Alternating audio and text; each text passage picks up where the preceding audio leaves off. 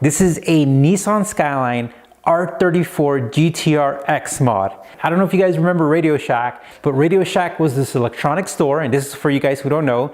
It was an electronic store. It was typically like in a, in a typical like shopping mall area, and they just sold like miscellaneous electronics, phones, all kinds of things. But they also sold these really cool RC cars. But they weren't just your regular type of RC cars where you put a battery in there and just go drive it. You could modify, customize, and kind of tinker with these. The first thing we're going to talk about is the body. And we're going to take off the body by just hitting this little button here and just pushing this out, being careful with the antenna.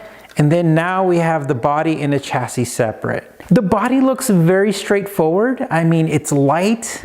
And as you can tell, it actually it can be taken apart even further. There's some screws for the front bumper, some screws for the rear bumper, and for the side skirts. And what that allows you is, what XMOD allowed you to do is you could even modify, it was even body kits for like the certain cars. These kits had an option that you could add little lights to them, little LED lights. And I think, if I'm correct, when you press the brakes, the rear lights, the brake lights turned on, which is cool.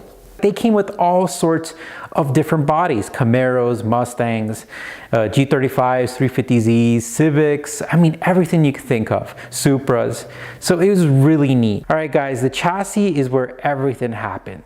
And this chassis with the green color is known as a Generation 2 chassis. It's got little independent suspension. It's got control arms right here. Look at that, and it works. One of the most popular modifications people do with this is that you could upgrade the motor. They came in different stages, and with this Gen 2 body, you just took off these connectors here in this bracket, and you were able to replace the motor, which is really neat.